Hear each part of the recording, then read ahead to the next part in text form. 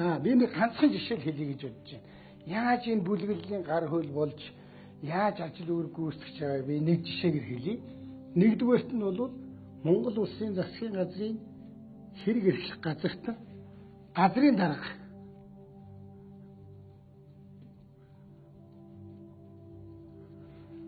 дарга хийжсэн. За одоо Донж Чимбүү гэж хүн байдаг. Би энэ одоо бусад одоо Монголын төрд шударгаар зүтгэж байгаа мянган хүмүүс бас одоо энийг хэлхэн зүйтэй гэж бодож байгаа. Нэг ийм хүн байдаг.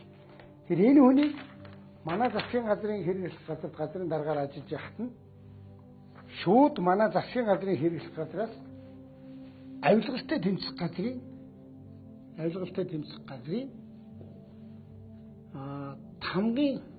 тамгын даргаар ажилласан байт. Дараагаар нь энэ хүн тагнуулын ерөнхий газрын тамгын даргаар ажилласан байт. Энэ юурээс чи хэд оног ярьж байгаа юм хэрэг энэ нэг 2012 онд энэ хийжсэн 12 3 онд. За энэний дараа 14 онд энэ хийсэн баг. Энийг нэг 15 онд хийсэн баг. Тэгэхээр нэг хүн жишээлх юм бол энэ бүлэглэлийн гар хөл болж тэр бүлэглэлийн ажлыг хийхэд тулд засгийн газрын хэрэг эрхлэх газар гэдэг бол засгийн газрын өдөр тутмын нарийн ширээ бүх мэдээлэл бүх юмд ойрхон байдаг. Тэр газрын даргаар өөрийнхөө хүнийг ажиллуулж байгаа.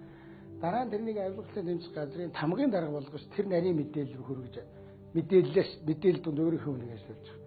Дараа нь тагнуулын ерөнхий газрын дарга. Одоо хамгийн инээдтэй хамгийн шогтой хувь заяаны өгөөдөл бол энэ хүн буцаад одоо саяхан дөрөвт ажил хийж байгаа юм байлээ. Тэр нь дахиад буцаад одоо энэ хөрөлт зөвхөн үед буцаад засгийн газрын хэрэг эрхлэх газарт ажиллаж байгаа юм байлээ. Бас газрын дарга.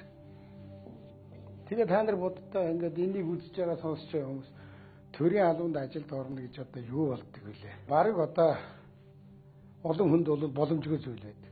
Гэтэл нэг хүн ингээд энэ бүлэглэлийн гар хөл болоод хамгийн нарийн бүх газрын тамгын натгаад тамгын газрын даргаыг хийгээд явж чадж байгаа. Гэхдээ энэ хүний хувьд гавьяа байгуулад байгаа юм биш л дээ. Бүлэглэлийн гар хөл болоод тэдний ажлыг гүйцэлдүүлж байгаа учраас ийм албанууд тавьж өөрийнхөө одоо ажлыг бүлэглэж өөрийнхөө ажлыг гүйцэлдүүлсэн байна. Тэгээд энэ бүлэглэл бол энэ хүмүүсээ яадаг гэхээр албан тушаалд 50. Энэ хүмүүс тэр хууль үйлчлэхгүй. Одоо жишээлх юм бол засгийн газрын хэрэг эрхлэх газраас авилгалтай тэмцэх газарт хурц байхад хурцыг тамгын дарга болж очино. Дараа нь хурц тагнуулын дарга болохоор тагнуулын тамгын дарга болж очино. Дараа нь хурц нь алгуулгууд буцаад засгийн газрын хэрэг эрхлэх газарт газрын дарга. Тэгэхээр албан тушаал тавьдаг. Хоёрдугаарт нь бол цол өгдөг. Цэргийн цол өгдөг. Энэ хүн бол одоо генерал болсон. Одоо манай засгийн газрын хэрэг эрхлэх газарт бол 3 жилийн дотор явсараад генерал хүн буцаж ирээд ажиллаж байгаа юм байна. Гуравдугаарт нь бол одон медаль өгдөг.